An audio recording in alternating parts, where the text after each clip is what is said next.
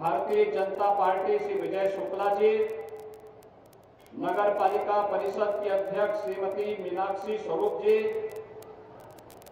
पूर्व विधायक श्री विक्रम सैनी जी, उमेश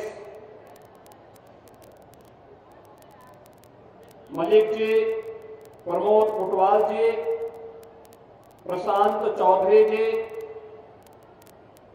आज के इस कार्यक्रम में उपस्थित सुख तीर्थ के प्रति, इस भागवत भूमि के प्रति आस्था भाव रखने वाले मुजफ्फरनगर जनपद के मेरे सभी उपस्थित भाइयों बहनों,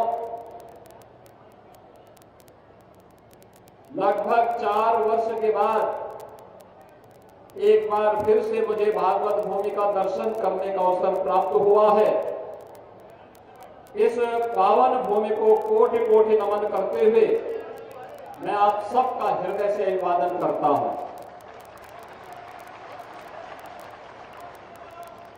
भाइयों बहनों, आज मेरा सौभाग्य है कि मेरे सामने यहाँ के पूज्य संतों ने जो प्रस्ताव रखा था, हमारे माननीय जनप्रतिनिधियों ने जो प्रस्ताव रखा था, आज जल शक्ति मंत्री भी और विभाग के प्रमुख सचिव भी यहां मेरे साथ में हैं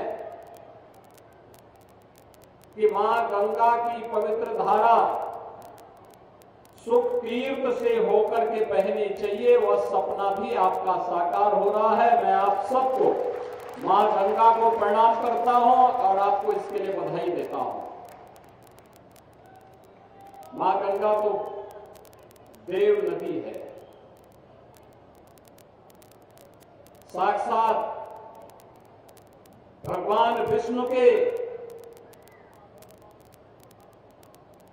चरणों से निकल करके भगवान शिव ने जिन्हें अपनी जटाओं में धारण किया और महाराज भागीरथ की तपस्या के कारण इस लोक में आकर के हजारों वर्षों से कोटि कोटि मानवों के उद्धार का कारक बन रही है। हम सबके जीवन को सुख और समृद्धिमय करने का कार्य जो पावन देवतुल्य नदी कर रही है, वह मां गंगा की धारा सुख तीर्थ से होकर के बहेगी। यह हम सबके लिए अद्भुत क्षण है। भाइयों बहनों, आज जब एक और सुख तीर्थ से मां गंगा की धारा फिर से आई है, ये क्षेत्र तो भागवत भूमि है। मैं भी आया यहां पर जब सुख तीर्थ के इस पावन आश्रम में, मैंने यहां मंदिर का दर्शन किया। मैं देख रहा था कई भागवत कथाएं यहां पे चल रही हैं। श्रीमद् भागवत महापुराण की कथा यहां चल रही है। याद करिए, इस धरती पर कोई ऐसा क्षेत्र नहीं है जहां आज के दिन पर श्रीमद् भागवत महापुराण की कथा न हो रही हो। और यहां तक कि दुनिया के अंदर जहां कहीं भी भारतवंशी रहता है, वह बड़ी श्रद्धा के साथ यहां के कथा व्यास को बुला करके श्रीमद् भागवत महापुराण की कथा का श्रवण करके अपने जन्म और जीवन दोनों को धन्य करता है। यह सौभाग्य इस धरती को है कि महाराज सुखदेव के श्रीमुख से सबसे पहले इस कथा को सुनने का किसी को अवसर प्राप्त हुआ था। तो महाराज परीक्षित ने अपने मोक्ष के लिए इसी धरती पर श्रीमद् भागवत महापुराण की कथा को सुना था। और तब से एक अमर कथा इस संपूर्ण धरा के कोटि कोटि मानवों के उद्धार का कार्य बनती है। उनके जन्म और जीवन दोनों को धन्य करने का कार्य कर रही है। ऐसे सुख तीर्थ की भूमि जनपद मुजफ्फरनगर में वृक्षारोपण महाअभियान के साथ हमें जुड़ने का अवसर प्राप्त हुआ है। मैं जब आया यहाँ पे मुझे एक वृक्ष भी लगाने का अवसर प्राप्त हुआ और गौ माता को गुड़ खिलाने का भी अवसर प्राप्त हुआ। भाइयों बहनों, आपने देखा होगा यहां पे जो अक्षय वट है 5000 वर्ष पुराना अक्षय वट है और मान्यता है वह सदैव सदाबहार रहता है। न जाने कितनी पीढ़ी दर पीढ़ी चली गई, उत्थान और पतन को वृक्ष ने देखा है, अक्षय वट ने देखा है और लगातार अक्षय वट हम सबको आशीर्वाद देकर के विरासत के बारे में सम्मान का भाव हम सबके मन में पैदा करती है, समृद्धि की एक नया उत्साह हम सबके मन में पैदा करती है। याद करिए कितनी समृद्ध विरासत हमारी है, कितनी समृद्ध विरासत है, इतिहास की भूमि है, भारत को भारत बनाने वाली भूमि है। शकुंतला पुत्र भरत कर्णाश्रम में ही जन्म लेकर के फिर हस्तिनापुर की विरासत को आगे बढ़ाने का कार्य भी करते हैं। ये वही भूमि है, मुझे इससे पहले अभी विदुर कुटी में जाकर के वृक्षारोपण करने का सौभाग्य प्राप्त हुआ था। वहां पर भी लोगों की एक ही मांग है, जैसे सुख तीर्थ में मां गंगा की धारा आ गई है, ऐसे विदुर कुटी को भी मां गंगा का आशीर्वाद प्राप्त हो। आज हम लोग उसका भी सर्वे करके आए हैं। पश्चिमी उत्तर प्रदेश की अर्थव्यवस्था का बहुत बड़ा आधार है और जो पोटेंशियल यहां पर है, यहां के नौजवानों में, यहां के किसानों में, यहां की बेटियों और यहां की बहनों में, यहां को समृद्ध बनाने के लिए जो योगदान किया जा रहा है वह अद्भुत है, अविस्मरणीय है और अतुल्य है, उसकी कोई तुलना नहीं की जा सकती। और भाइयों बहनों, इसीलिए आज 242 करोड़ रुपए की इन परियोजनाओं का शिलान्यास और आधारशिला जो हमारे माननीय जनप्रतिनिधियों ने, केंद्रीय मंत्री जी ने, माननीय यहाँ के हमारे मंत्री कपिल देव अग्रवाल जी ने, विधान परिषद सदस्य, अन्य हमारे जिला पंचायत के अध्यक्ष और अन्य सभी पदाधिकारियों ने, जनप्रतिनिधियों ने जो प्रस्ताव दिए, उन प्रस्तावों को आज यहाँ पर 77 परियोजनाओं के माध्यम से जमीनी धरातल पर उतारने का कार्य आगे बढ़ रहा है। भाइयों बहनों, प्रधानमंत्री मोदी जी के नेतृत्व में भारत आज विकास और विरासत की एक नई गाथा को बढ़ाता जा रहा है। पूरे भारत के अंदर आपने देखा होगा, एक और काशी में काशी विश्वनाथ धाम सावन के महीने में प्रतिदिन 3 से लेकर 5 लाख श्रद्धालु वहां दर्शन करने के लिए आ रहा है। 3 से लेकर 5 लाख। एक और काशी विश्वनाथ धाम का निर्माण, दूसरी ओर केदारपुरी में केदारनाथ धाम का पुनरुद्धार का कार्य, बद्रीनाथ धाम का पुनरुद्धार का कार्य, सोमनाथ मंदिर के सुंदरीकरण का अद्भुत कार्य, महाकाल के महालोक के पुनरुद्धार का कार्य भी संपन्न हुआ है और वर्तमान में अयोध्या में भगवान राम का भी भव्य मंदिर के निर्माण का कार्य भी चरम पर पहुंच रहा है। भाइयों बहनों, ये काम 2014 के पहले भी हो सकता था, लेकिन पहले की सरकारों में आपकी आस्था को सम्मान देने की फुर्सत नहीं थी। वे आस्था को सम्मान नहीं दे सकते थे, वे विरासत को सम्मान नहीं दे सकते थे। उन्होंने न विरासत को सम्मान दिया और न ही विकास को आगे बढ़ाया, न विकास की प्रक्रिया के साथ ही जोड़ने का कार्य किया और न विरासत को ही सम्मान दिया। परिणाम क्या था? पश्चिमी उत्तर प्रदेश में बेटियों की सुरक्षा पे ग्रहण लगने लग गया था, यहां से पलायन हो रहा था,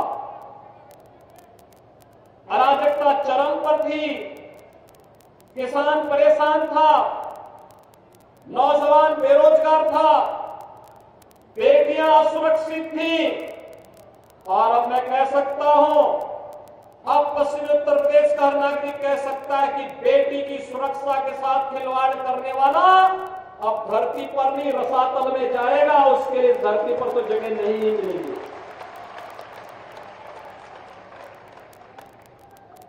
अब कोई यहां प्लान नहीं करा सकता है।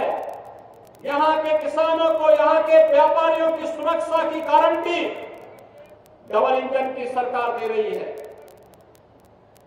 पलायन कराने वाले स्वयं पलायन कर गए। अब व्यापारी को, यहां के नागरिकों को कोई पलायन नहीं करा सकता।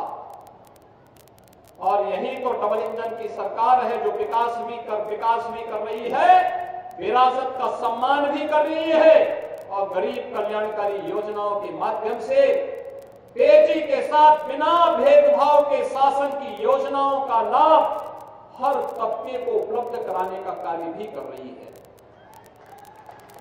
हर तबके के। और इसीलिए हमारी सरकार ने विरासत के सम्मान को आगे बढ़ाने के लिए निर्णय लिया है कि सुख तीर्थ विकास परिषद का गठन भी हम लोग करेंगे। फाइनल स्टेज पे बहुत जल्दी हम इस कार्यक्रम को आगे बढ़ाने वाले हैं। मैं यहाँ के अन्नदाता किसानों का अभिनंदन करूंगा भाइयों बहनों, मैं अभिनंदन करूंगा। एक तरफ सुख तीर्थ विकास परिषद बनेगा, यहाँ के विकास को आधार बनाएगा, कनेक्टिविटी को बेहतर बनाएगा, नौजवानों को रोजगार की संभावनाओं को विकसितेगा, हमारे पूज्य संतों की आस्था को सम्मान देगा। तो दूसरी ओर विकास के नए नए द्वार भी खोलेगा, नए नए द्वार उसके माध्यम से खुलते हुए दिखाई देंगे। और भाइयों बहनों, विकास के कार्यक्रम एक और आगे बढ़ेंगे। दूसरी तरफ इस क्षेत्र में अन्नदाता किसानों का मैं अभिनंदन करूंगा जिन्होंने वन डिस्ट्रिक्ट वन प्रोडक्ट में मुजफ्फरनगर के गुड़ की मिठास को दुनिया तक पहुंचाने का काम किया है। भाइयों बहनों, हमारे अन्नदाता किसानों की देन नहीं है। ये किसान जो पहले 17 के पहले पीड़ित रहता था, सुरक्षित नहीं था, क्योंकि बिजली आती नहीं थी, तो खेत में जो इंजन लगाया था पानी के लिए वह चोरी हो जाता था, रात्रि को खेत में रुकता था तो जान को खतरा था। और अब तो सरकार वहां पहुंच चुकी है, जब जितने भी सरकारी ट्यूबवेल है वहां से मिलने वाला किसानों का जो भी पानी होगा वह फ्री में होने की कार्रवाई अंतिम चरणों में चल रही है। बहुत शीघ्र उसको एक बड़े कार्यक्रम के माध्यम से किसानों को समर्पित करने जा रहे हैं। भाइयों बहनों, आपने देखा होगा विरासत का सम्मान क्या होता है। कांवड़ यात्रा में जाने वाले हमारे कांवड़ यात्री, अब कोई परेशान नहीं कर सकता है, अब कोई परेशान नहीं कर सकता है। क्या इससे पहले कांवड़ यात्री इस भाव के साथ चल पाते थे क्या? और क्या कोई सरकार पुष्प वर्षा करती थी क्या? क्योंकि उनको आपकी आस्था का नहीं, अपना वोट बैंक खिसकने का खतरा उनको लगता था। और मैं धन्यवाद दूंगा कि आप जातिवाद से ऊपर उठ करके, परिवारवाद से ऊपर उठ करके, जो लोग पहले डरते थे कि कांवड़ यात्रा को निकालने देंगे और पुष्प वर्षा करेंगे तो वोट बैंक खिसक जाएगा, आपने उनको सत्ता से ही खिसका दिया है और वहां पहुंचा दिया जहां वो दोबारा आने की नौबत ही नहीं आएगी। उनको वहां पहुंचा दिया है।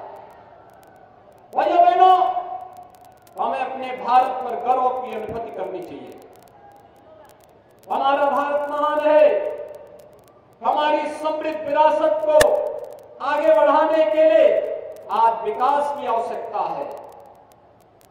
हर घर में समृद्धि आए, इसके लिए आवश्यक है उसके घर में खुशहाली लाने के लिए समृद्धि के मार्ग खोलने पड़ेंगे और इसके लिए विकास के कार्य हर स्तर पर होंगे। इसके लिए कोई कोताही नहीं बरतेंगे। विकास के लिए कोई पैसा आड़े नहीं आने पाएगा। पैसे की कोई कमी आज के दिन पर नहीं है। डबल इंजन की सरकार प्रधानमंत्री मोदी जी के नेतृत्व में, उनके मार्गदर्शन में सुरक्षा भी देगी, समृद्धि का मार्ग भी प्रशस्त करेगी। और सुरक्षा और समृद्धि के इस मार्ग को लेकर के आज 242 करोड़ रुपए की इन परियोजनाओं का शिलान्यास और लोकार्पण करने के लिए भी यह मंच आपके पास आया है। इसमें स्वास्थ्य की भी है, शिक्षा के लिए भी है, जल संसाधन की भी है, पर्यटन की भी योजनाएं हैं। विकास के सर्वांगीण विकास की आधारशिला जिन कार्यक्रमों के माध्यम से रखी जा सकती है वे सभी इसके साथ समाहित की गई है। और भाइयों बहनों, आज मैं इसीलिए आपके बीच आया हूं। आज जब मैं यहां पर आया हूं, मैं यहां पे जैसे आया मैंने अक्षय वट देखा, मन अभिभूत हो गया। एक आध्यात्मिक शांति, कितना सुकून मिलता है उस पेड़ के नीचे बैठने में। अक्षय वट के नीचे जाने पे कितना आध्यात्मिक सुकून मिलता है। और आज यहां पे भगवान सुखदेव की ही प्रेरणा से उत्तर प्रदेश सरकार, डबल इंजन की सरकार, भारतीय जनता पार्टी की डबल इंजन की सरकार, भाइयों बहनों 30 करोड़ वृक्षारोपण के कार्यक्रम को आगे बढ़ा रही है। अभी मैं आधे घंटे पहले जानकारी ले रहा था कि कितने वृक्ष लगे हैं। भाइयों बहनों, प्रातः काल से अब तक 17 करोड़ से अधिक वृक्षारोपण का कार्यक्रम संपन्न हो चुका है और ये निरंतर चल रहा है। सायकाल 5 बजते यह 30 करोड़ की सीमा रेखा को पार कर जाएगा। मैं आपसे भी आह्वान करूंगा, 100 वर्ष पुराना कोई भी वृक्ष हो, बरगद होगा, पीपल होगा, पाकड़ होगा, आम, जामुन, कोई अन्य छायादार वृक्ष होगा, उसको काटने मत कीजिए। उसको विरासत वृक्ष के रूप में मान्यता देकर के चबूतरा बनाइए, अच्छे ढंग से लोग वहां बैठे, गोष्ठी करें और विरासत वृक्ष के रूप में उसे सम्मान दीजिए। ये पेड़, ये वृक्ष केवल वृक्ष नहीं है भाइयों बहनों, ये विरासत भी है, ये ऑक्सीजन भी देता है और जल संरक्षण का काम भी करता है। ये दोनों कार्य करता है। दुनिया तबाह है ग्लोबल वार्मिंग से, आप देख रहे होंगे कहीं पे सूखा है, कहीं बाढ़ आई हुई है। यही तो है प्रकृति का संतुलन। जब संतुलन बिगड़ेगा यही स्थिति पैदा होगी। हम अधिक से अधिक वृक्ष लगाएं, विरासत वृक्षों का संरक्षण करें और जितने भी लोग हैं, जितनी बड़ी सभा यहां पर है, इतनी ही मैं वहां पे बिजनौर में भी संबोधित करके आया और मैंने वहां पे भी देखा, हर व्यक्ति संकल्प लेके गया था, आज एक पेड़ जरूर लगाएंगे, एक वृक्ष जरूर लगाएंगे और लगाना ही नहीं, उसकी सुरक्षा भी करेंगे। पीएम आवास योजना के साथ साथ आंगनबाड़ी कितने भी कार्यकर्त्री हैं, उनके द्वारा सहजन के पेड़ लगाए जा रहे हैं। हमारे अन्नदाता किसानों के द्वारा इमारती लकड़ियों के पेड़ लगाए जा रहे हैं। हर छात्र और युवाओं के द्वारा फल देने वाला पेड़ लगाया जा रहा है। हमारे यहां तो मान्यता है कि मां का दूध किसी को तभी फलीभूत होता है जब वो एक फलदार पेड़ लगाता है। याद रखना, फलदार वृक्ष लगाना किसी भी व्यक्ति के लिए मां के ऋण से उऋण होने जैसा होता है। और भाइयों बहनों, इसीलिए हमें इन वृक्षों को लगाना, महिलाएं औषधीय वृक्षों को लगाएं, फलदार वृक्षों को लगाएं। सरकार भी दे रही है, अपने स्तर पर भी प्रयास करिए। आप देखना, जब प्रकृति की सुंदरता रहेगी, प्रकृति हरी भरी रहेगी, जल संसाधनों की कमी नहीं होगी और स्वतः ही खुशहाली आएगी। समृद्धि से खुशहाली की ओर का मार्ग प्रशस्त करता है ये वृक्षारोपण का अभियान, और आज हम सब उसी के साथ जुड़े हुए हैं। भाइयों बहनों, मैं आप सबको आज के इस अवसर पर आश्वस्त करने के लिए आया हूं कि डबल इंजन की सरकार बोलती नहीं है, करके दिखाती है, करके दिखाती है।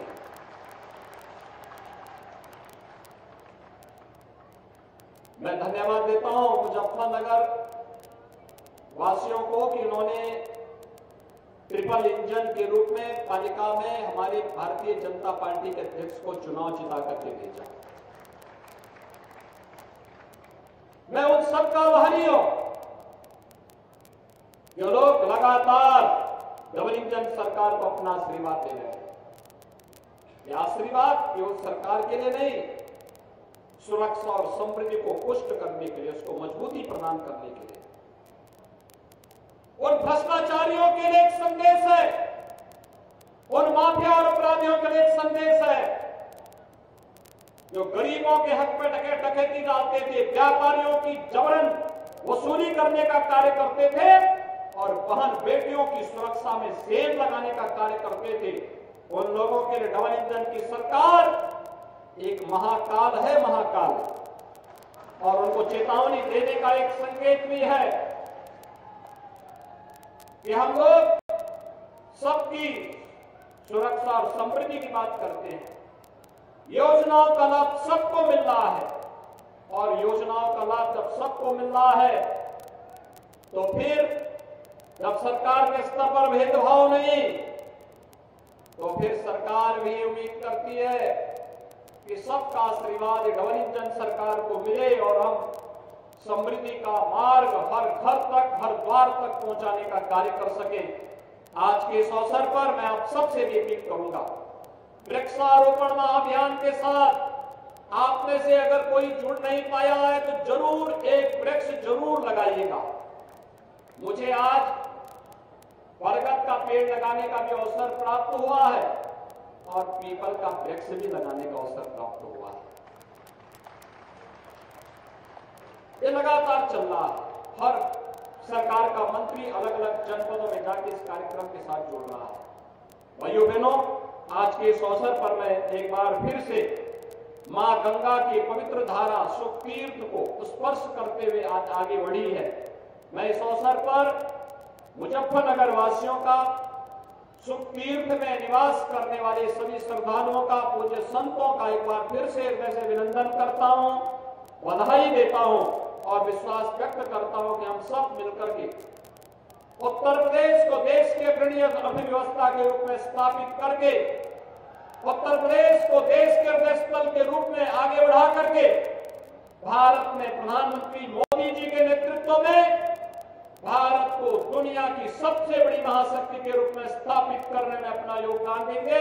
आप सबके प्रति एक बार फिर से हृदय से अपनी शुभकामनाएं देता हूं और इस पवित्र भागवत भूमि को कोटि कोटि नमन करते हुए आप सबके सुख और समृद्धि की कामना करते हुए अपनी वाणी को विराम देता हूं। धन्यवाद। जय हिंद। बहुत बहुत धन्यवाद। आपने प्रेरणादायक। तो पौधारोपण का मेगा अभियान चलाया जा रहा है। मुख्यमंत्री योगी आदित्यनाथ को आप सुन रहे थे। उन्होंने लोगों से भी गुजारिश की है कि ज्यादा से ज्यादा पेड़ लगाए और कोशिश यही करें कि देश को, अपने प्रदेश को हरियाली के रास्ते पर आगे लेकर जाए। उन्होंने कहा कि आज मैंने पीपल भी लगाया, बरगद भी लगाया और विरासत वृक्ष के रूप में ही चबूतरा बनाने की उन्होंने बात की। साथ ही विकास के लिए कोई पैसा आड़े नहीं आएगा, इस तरह की बात भी उन्होंने की है। तो पौधे से लेकर प्रदेश के विकास तक की बात मुख्यमंत्री योगी आदित्यनाथ ने की। आज 35 करोड़ पौधा लगाने का लक्ष्य योगी सरकार की तरफ से रखा गया है। और खबरों में वक्त तो चला एक छोटे से ब्रेक का, जल्द हाजिर होंगे। ये है न्यूज़ 18 नेटवर्क। आप देख रहे हैं न्यूज़ 18 उत्तर प्रदेश उत्तराखंड।